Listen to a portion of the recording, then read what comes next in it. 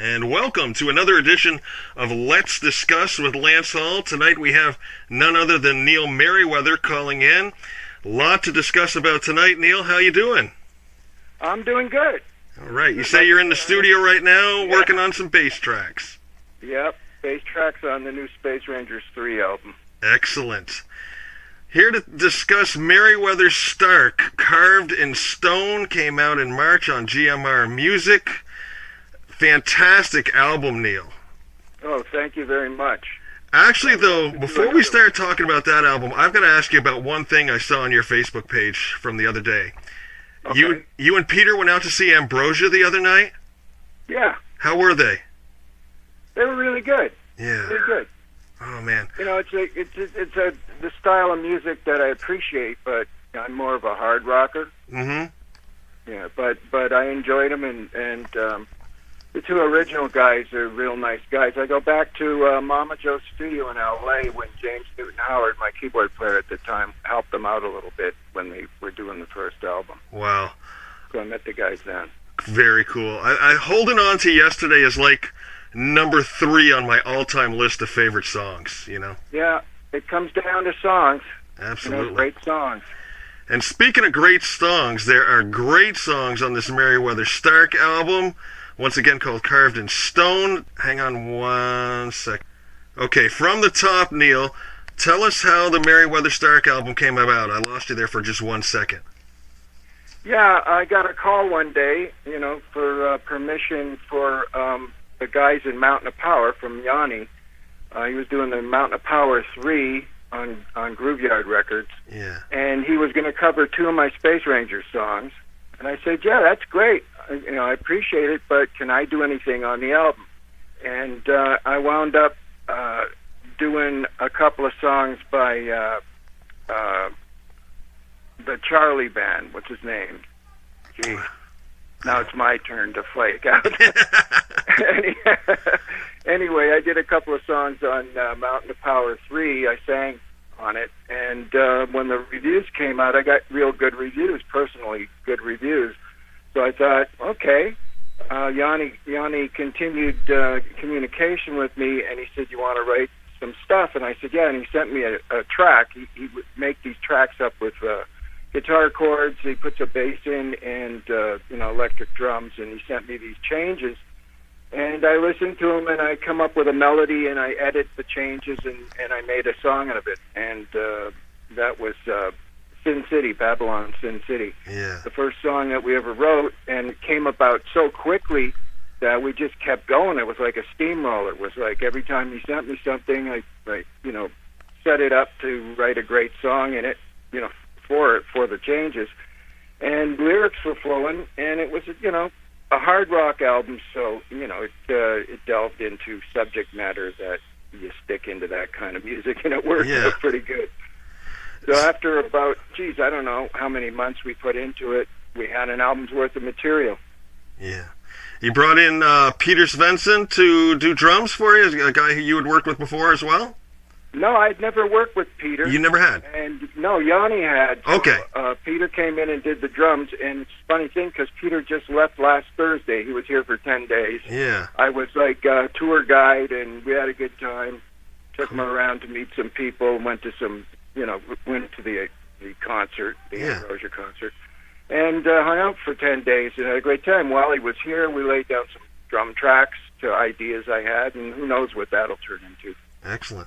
Had you and Yanni ever met before he contacted you about doing these songs on Mountain of Power? No, never. So just sort of came right out of the cosmos. Yeah, because he was a fan of Space Rangers and the Kryptonite album. Right. So he, when he thinks about songs to cover, because it's the albums are Mountain of Power are cover albums. Yeah. He picks a couple of his favorite things by various bands, and it was just my turn to be picked, I guess. Very cool. And when he contacted me, I was happy about it. They did a great job. Yeah. Great job. Very, very cool. How about the cover art for this Merryweather Stark album? I really like that. I've seen that image before. Help me out with that, because you've embellished it a little bit, haven't you? Yeah, we added instruments where there was stone carving on the medallion. It's like a medallion from the Aztec era, and it was like I thought, what about a guy in the, they always said Von Donnegut. He always said that it was a spaceman and a space seat and, right. The controls thing. And Yanni took it all the way, and then I thought, throw some instruments in there instead of some of the cymbals in the thing. And Yanni did all the art. Oh, really? He was really good. Yeah, he was great. He put it together really quickly and really very cool. I like it. You recorded this sort of organically using tube amps, real instruments and real everything. Did you record it analog or digital? Pro Tools. Okay. I have a studio in my house. I Sure. call it Magic Box, and I run Pro Tools, and I run Logic, and I run Reason. But I fall into Pro Tools the most because that's the state of the art. Yeah. And I got used to it. Very cool. So he has it. He has a program too, and Peter Trumpeter was able to do wave files on his drum thing, so it all came together. It was like magic in some way. It's the first time I ever did anything like that. Really? Very cool. Very cool. Then you brought in Martin Anderson to do the mix, which sounds real nice. Yeah, Martin's what a great musician, too. What a great guitar player. Yeah. I've seen him do some stuff when he posts it, and it just blows my mind. Awesome. And he's got a good sense of where to place things, and he did a great job. Yeah, very well. Got to talk to you about a few of the songs that I picked out as I've been listening to this album the past few days. Opening track, Irma La Douce. I love the way it opens with sort of you guys just sort of noodling, jamming around. Sounds like so many times when your bands come out on stage for a concert, they kind of do a little plucking and pounding and stuff. Was that something you guys were doing and the tape was just sort of rolling and you kept it, or was that planned? No, Yanni planned that. Yanni put that together, and I liked it, and, it resolved itself into the beginning of the song perfectly. Yeah. Yeah. So, it worked out good. I could see that being an opening track for a live show, Yeah. Irma La Douce was one of my favorite movies. The memory of it is I took I was a teenager, and I took my next door neighbor, my new girlfriend, to a movie, and the father said, bring her back by 10 o'clock, but the movie was going to run till 10:15. So I missed the end of it. That's why I remember the movie. And I was scared of the guy. It was the Zampano family, and it was like The Sopranos. Yeah. So I didn't mess around, and that movie stuck in my head. And I like Shirley MacLaine and Jack Lemmon and stuff, and I liked the theme of that movie and what it was about, a young prostitute. Yeah. So I decided the lyrics just flowed out. Once I had the chorus, it was like 10 minutes. Wow. Yeah. I like the song, too. It's kind of cool. Then the other song you mentioned, the first one you guys did together, Babylon Sin City. When I heard that, the way that opened with Peter's drumming, and then when Yanni comes in with that guitar, took me back. I was a huge UFO fan back, around the time of Lights Out, and particularly Obsession. And his opening guitar on that, I was like, oh my God, he sounds just like Schenker. Sounds just like a UFO tune, I loved it. Loved it. Yeah, Yanni is a great rock guitar player, no doubt about it. Yeah. He knows his way around. Next one I had to talk about was Give 'em Hellboy. That is one slinky, groovy piece of music right there. How'd that one come about? Well, I had an existing track, like a rough idea for it. And the funny thing is I used the track and had a different melody for a song about hard lemonade. Here in the Ellis Island Casino ran an ad, and it's like, come up with a song for our new hard lemonade. So I took 3 lemons out of the refrigerator and I animated them, and to the song, I had this song. I was going to write a song called Hellboy, or Give 'em Hellboy. Yeah. And I had the melody for the verse and everything, so that's how that track came about. So there is, so Yanni adapted himself to that, and Peter put his drums into an existing track that I had from many years ago. And it worked out great. Yeah. Excellent. The next one I like was Rocker's Lament.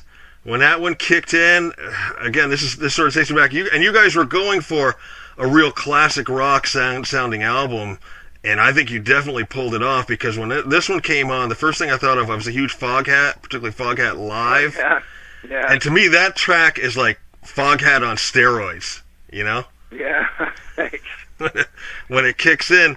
And definitely some expression about the rock business, which you've certainly had your ups and downs in. Oh, boy. Is this one that's been kicking around for a while, or just something that you came up with for this? No, this is something that just instantly took place. When he sent me the beat and the idea behind it, it just like flowed out of me also. Yeah. I mean, I'm trying to write right now for the Space Rangers album, the new Space Rangers album, and compared to where my head was at then, I'm lost right now. I mean, that album was just like a magical thing that just every time he sent me something, I thought of something, and it came together. But Rockers of Lament, there's a lot of pain in it. Yes. And then the last one I got to talk about, I mean, I loved them all. You got 11 tracks on here, and I know this is an old cliche, but it's truly all killer, no filler at all. I really appreciate that. Thank you very much. I mean, top to bottom, this is a solid album. The last track that really jumped out at me was What's It Gonna Be? Particularly the lyrics. Fantastic state of affairs snapshot of everything right now to go along with a damn good song. Yeah, I wish somebody would put that on YouTube somehow in some kind of protest form, because I was thinking about the state of the country here and the person in power and how all the people with a little bit more common sense should really win out. Mm-hmm. And sometimes things have to change, and sometimes you can maybe have a nonviolent revolution. Yeah. And that really comes in numbers. I mean, if you have the numbers, and the numbers favored the country anyway, the people in the country that didn't want it to happen. Right. The popular vote did favor, but there's so much corruption in everything. It seems like there's so much greed, and it's the sick state of affairs. I mean, you kind of get up and you hear something, and it used to be funny. Now it's just scary. Yeah, I agree. And you've been through a lot of turbulent times. Can you think of another time in our country that sort of paralleled this at all, or is this just on a whole new level? Yeah, this politically, and the threat of a megalomaniac, narcissistic, Hitler-like person actually existing in the position that they're in. That has not happened. Yeah. I'm an older guy and I've seen a lot, but that is ridiculous. Yeah. I mean, when you look at history and you look at what's going on, that's I think Stephen Colbert and Jimmy Kimmel hit it on the head every night. Yeah. Every time they come out. I mean, it's like, especially Colbert, because he was a political comedian on the past show. Yeah. And you got to agree with everything they say, and it is funny. But man, it's heart palpitating when you see people having secret meetings with no effort to share it with the public, with somebody that put them there. Yeah. And basically is probably the strongest dictator on the planet right now. Absolutely, scary stuff. Yeah. And this album's scary stuff as well. It's very, very good. It's out on GMR Music. How did you guys hook up with them? Well, Yanni's in Sweden, and Peter's in Sweden, and Yanni had no idea they'd be interested. I think he always wanted to be part of, have something on the label, and he sent it to him, on a whim, I guess. I don't know, as an idea, and got an immediate reaction. And Lena was great, and she gave us what we wanted. We didn't ask for much. We were just happy to get with a label that actually had distribution, far-reaching distribution, not just localized. Yeah. And I would only, the only thing I would change about the whole thing is I would have made up maybe an MP3 of 3 of the tunes off the album and got it to every college radio station that plays rock and roll, and every independent station and every blog rock and roll outfit. I would have just taken that extra step, because I think the album warrants, if it gets on the air, I think it warrants people to react to it and favorably react to it. There's a lot of people that, even though they're younger, don't listen to rap and they don't listen to the pounding disco stuff. They go back and love the 70s music, Yeah, and this would definitely take them there. We were talking a little bit about history there a couple minutes ago. I got a couple questions about your history that I found fascinating, and I read about them on the internet. So I'm thinking it's got to be true, but I sort of want to do a little fact check with you. Sound good? Okay. Yeah, sure. Linda Ronstadt christened you Neil Merryweather. Yes. Yes. I went to a Capitol that day. My band from Toronto. We were called Heather Merryweather when we hit out. I would say, well, where's Heather? You know. Yeah. We were thinking about the Alice Cooper thing and stuff, and you know, that whole hippie headspace from those days. And then I said, well, we should shorten it to Merryweather. And I wrote all the songs, and I took over the lead vocals. Not that I hadn't done it in the past, but I sang in the past. Sure. But I was primarily the bass player, second vocalist. And my best friend, Jimmy Livingston, was in the band. But he didn't, once he hit L.A., he just got high on Topanga Canyon and girls and everything, and just like kind of phased himself out of the band. So I was stuck having to write everything. We got a deal with Capitol from one set we did. We opened for Chicago Transit Authority at the Whiskey one night, and next thing you know, we were being asked to sign to Capitol. So I came up. I was a fledgling as far as a writer, and I did my best. But I also had experience in the past of bands and, you know, freaky things within bands, jealousy within bands. So I thought, you know, when Linda said that, like how it happened was I'm sitting on the curb with her in front of Capitol. She's waiting for Nick Vinay, her producer, to come up the street. She had just signed to Capitol, so we were both new to Capitol, youngsters, and we had a great little chat. And she was so cute, and I liked her voice from the Stone Ponies thing. And we talked for about 10 minutes, and you know, talked about who we were and what we did.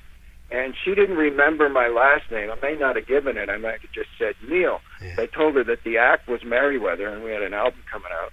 And when she jumped up, when she saw Nick Vinay, and she jumped up, she turned to me and said, "It was great meeting you, Neil Merryweather," and shook my hand and gave me a little hug and ran to Nick. And I thought, man, that's it. And I ran upstairs, and it happened to be the day the cover was being okayed.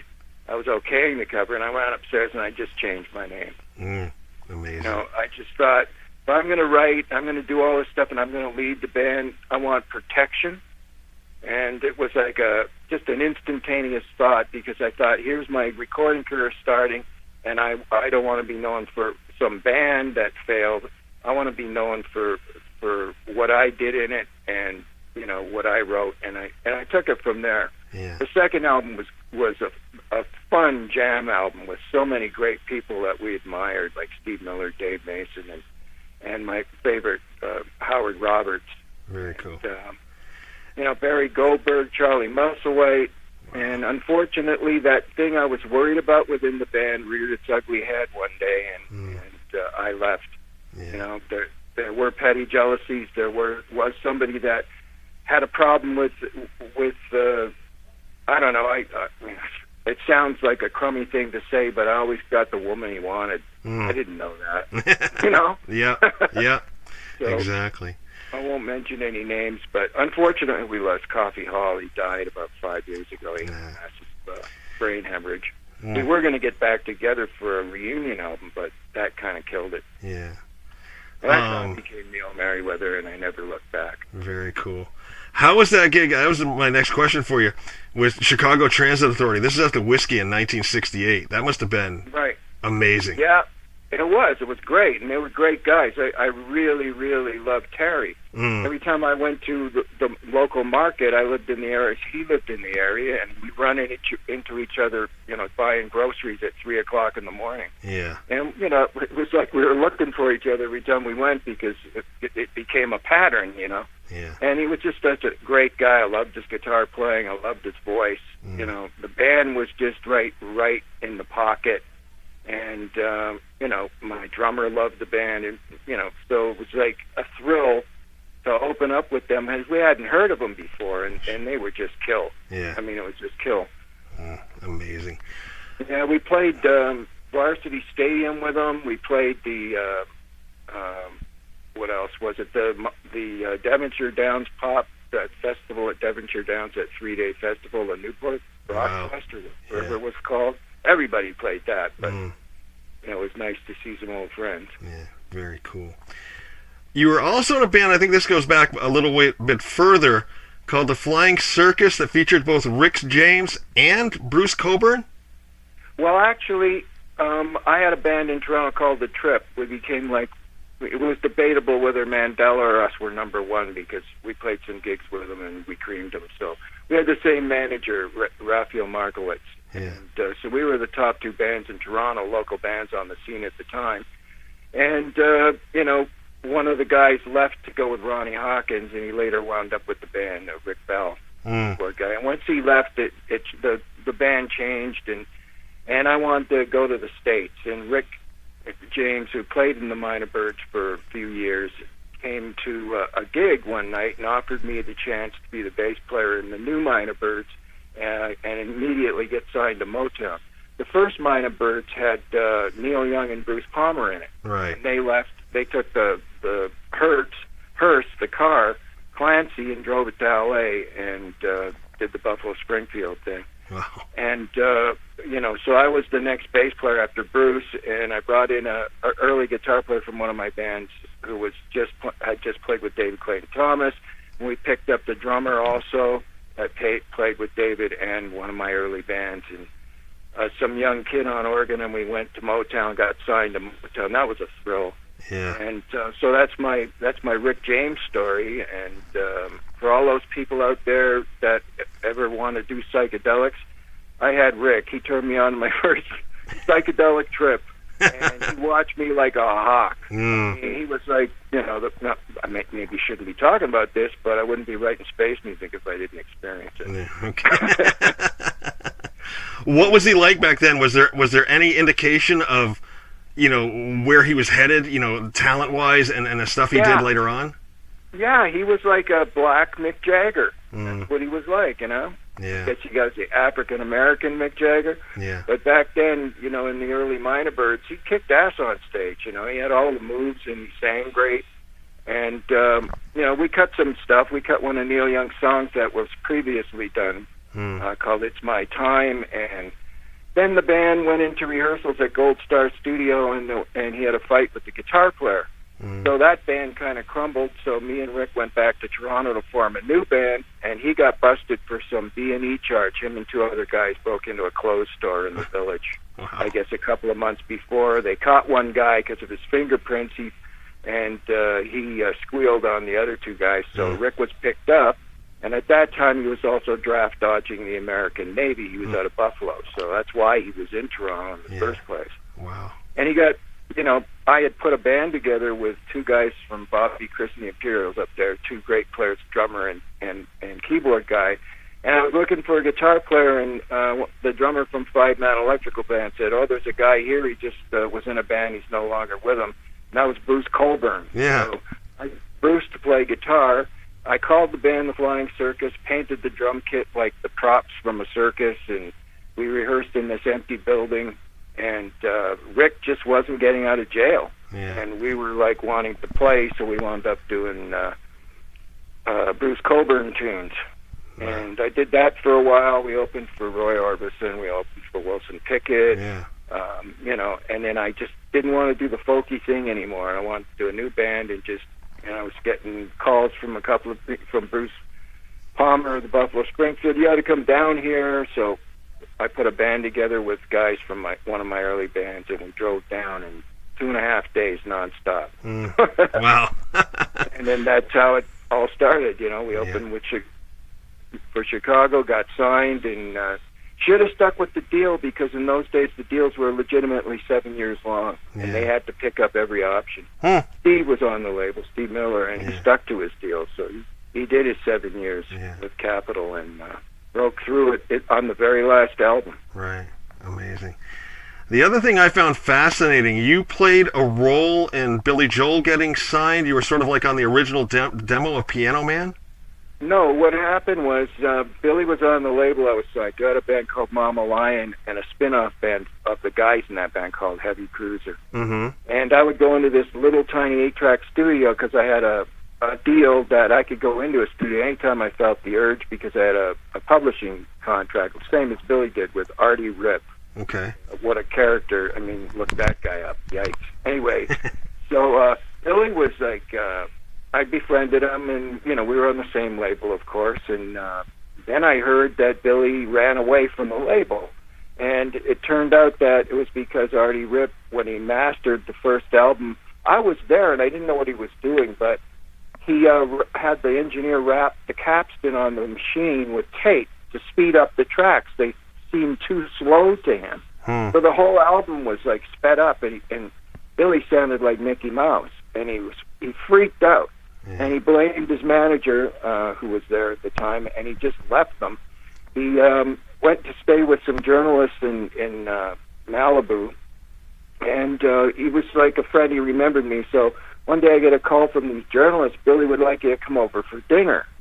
So I went over and had dinner, and he played me a couple of songs. I think one of them was Honesty, I'm not sure, but they had a grand piano on it. I said, Billy, why don't you come down to the studio? Because he was working as Billy Martin downtown in L.A. to hide from everybody, but to stay in the coin to make some money. He was doing a piano bar thing in this little bar in downtown L.A.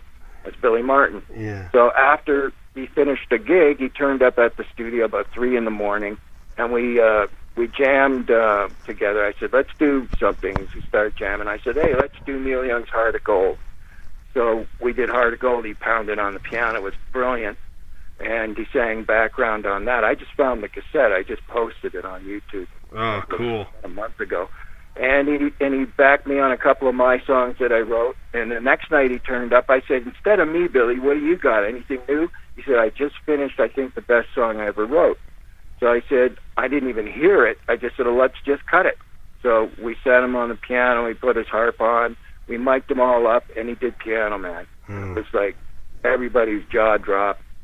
I gave him the master tape and the master mix. And he had a little makeshift manager at the time who took it to Columbia. They heard it, and they instantly signed him. Yeah. Now, the thing is, he was supposed to be signed by Clive Davis earlier than that. But everything that Clive was involved with, the new A&R people said, we're not doing anything, and they tossed any negotiations that were in the works away. And Billy's deal wasn't there anymore. But this demo that I helped him cut, that I cut for him of Piano Man, basically just launched him. And they signed him to a great deal, and unfortunately Artie Ripp was still connected. Yeah. But, nevertheless, Billy went on to be, Yeah, Billy Joel. Yeah. He came to town last year, and I got a hold of his people, and he got me third row seats right in front of him and a backstage pass, because I guess he didn't forget. Yeah. But I didn't get a chance to see him. Right. He didn't. They were leaving right away, so he didn't come out and join any kind of festivities backstage. But that was very cool. Sad. The last one I got to ask you about from the past, and really this, do you have anything, any type of positiveness out of the whole Lita Ford situation that you were in? No. I had that first album. I vividly remember playing Just a Feeling at school dances back in the day. Right. Caused you to leave the business, but then your wife got you back into the business, correct? Yeah. Well, yeah. She noticed that I was all over the internet, and I wasn't. It was like the computer age was starting. I had built a little studio in the house we were in. And I got a couple of TV shows, kids' TV shows, and I recruited Dusty Watson, who was the drummer with the Lita Ford band when I was in it. Yeah. And when I produced that first album, I co-wrote some of the material. It was like a real painstaking effort to get the vocals and everything. She was new to it all, new to this whole solo scene. I said, have you listened to Jimi Hendrix? She said, no, not really. I said, listen to him. And then she came back the next day, and we jammed a version of Fire, and she was really great on it. And I posted that, too. I made a video. Yeah. The only way to get back on, at her for what happened was I did the album. I got a $300,000 deal for her as her manager. I played bass on the album, sang background on the album, and wrote half the songs. And then all of a sudden, I was out, and I didn't get paid for my production. I didn't get my management share, and that was it. That's what she did. She didn't tell me by face to face. She had Dusty call me up. Then she ran to Hawaii, so I couldn't make contact with her for like 3 or 4 weeks, and I thought, this is it. The business has been cold and cruel, and I wasn't. I did do things with women in music before, but this I stayed away from anything but a professional thing with her, and I got the proverbial knife in the back. Yeah. So I've been carrying for a long time. Told me to flush it, don't even think about it. Yeah. But when somebody does that to you, you find yourself like still on the ladder, and then all of a sudden you're not anymore. Yeah. For years of being in business and many albums and doing a great job for the person. Yeah. That really sucked. Yeah. That really sucked. Yeah, definitely. One of them have an action right back, and then you have to Ace Frehley. Oh, you're fading out on me just a little bit, Neil. I got your back, I think. Hello? The guest of Ace Frehley in town. You got me? Yeah. So Ace Frehley, and I had backstage passes, so I went backstage with my girlfriend, and Lita had opened up for him. And I walked into the change room, and I walked over to her. First time in 33 years I ever saw her. I put my arm around her, and I said, "Hey, Lita, how's it going?" She started to shake like a little animal. Really? And burst out of my arms and ran into the washroom and didn't come out for 20 minutes. Huh. And my girlfriend made peace with her, and I was sitting in Ace's change room, and she comes in, she come on and say hi to Lita. So I went out, and Lita and she took pictures of us, and Lita's pointing at me and giving the thumbs up, and, like, come on, give me my $50,000. Yeah. That's without the interest of 33 years. Exactly. Anyway, you asked me, and hopefully I don't have to say this much anymore, just burn out of complaining about it. No, I appreciate your honesty. The most devastating the most devastating thing at the time in the music business that could be done to someone after they did everything that they did for the other person, for the artist. Absolutely. I appreciate you taking the time to talk about it. But let's get back to the present. Merryweather Stark, Carved in Stone, come out on GMR Music back in March. Features you and Yanni Stark and Peter Svendsen. A power trio, if there ever was one. It's 11 killer songs. If you like 70s classic rock, psychedelic, fuzz-drenched, just kick-ass rock and roll, this is the album for you. Neil, I always like to end with a couple of fun questions. I'm hoping these questions are something you've never been asked before. Sound good? Yep, sounds great. Are you generally late, early, or on time? I'm generally early. Okay. Late at night and you're recording, you're hungry, what do you grab for a midnight snack? You know something? If I'm going and I'm doing an all-nighter, I don't even think about it. I just don't. I've gotten myself pretty sick at times by working through 48 hours of recording and never even actually doing anything but drinking water. Yeah. So, but if I was to come to a snack, it would be, probably just some popcorn or something. All right. Favorite toy growing up as a child? Anything to do with science fiction. Okay. Like a water pistol that looked like a ray gun, a friction motor rocket ship, that kind of stuff. Very cool. Would you rather be stranded on a desert island alone or with someone who never stopped talking? Well, I wouldn't want to be alone, and it depends on who the someone is. If it's a beautiful woman, I wouldn't care if they talked a lot. I would have made a bad joke just now, but there are ways to actually make them stop talking. That's true. Hopefully there's some, coconuts or something else that, Here we go. They have to eat once in a while, right? Absolutely. But then I've known people that said words between every chew. So, but I'd still rather not be alone. This is the one I usually have the most fun with. If they were to make a movie of your life, what actor would you have play you in the movie? Oh, boy. It's your movie, your life. You can pick anybody. Well, most of the actors I liked are gone. New actors? Anybody you like. what's his face that here I'm forgetting his name, but I love him. He won Best Supporting Actor for that 3 Billboards. Oh yeah, I've seen it. I can't remember. It escapes me. Yeah, he's I love him. I love his acting. I love his whole spirit.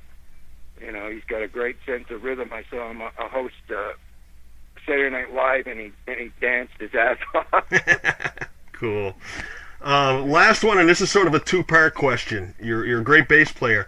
What makes a great bass player? Listening to the foot. You got to listen to the drummer's foot. Okay, good advice. And you've certainly played with them. We've talked about the bands you've been in. There's great players, great bass players, great vocalists, great guitarists, great everything. What makes a great bandmate? Somebody that's in it for the music, in it for the band, in it for the camaraderie, in it as a family. The opposite of somebody that's in it that allows petty jealousies or anything else to interfere with the flow of the band. I have a friend up in Toronto. Unfortunately, he's not doing well. He has a rare form of leukemia. Eddie Roth. He was the keyboard player in Merryweather in a lot of my early bands. And that guy, I worked with him for 8 years, and it was the most pleasant, most wonderful, talented, great guy you ever want to work with. Right. And I was hoping he could do my string work and my keyboard work on this new album I'm doing. But hopefully he'll pull through. He's being treated, and he'll come down here to Vegas and do it for me. But that guy was the greatest. Cool. I mean, Awesome. hands down. Very good. Neil, once again, the album is called Merryweather Stark, Carved in Stone, out on all media outlets everywhere. Been chatting with Neil Merryweather here in Let's Discuss with Lance Hall. Neil, thank you very much for the time tonight. Thank you, Lance, and if you ever come to Vegas, please let me know. I will look you up. I'd love to go see Ambrosia some night with you.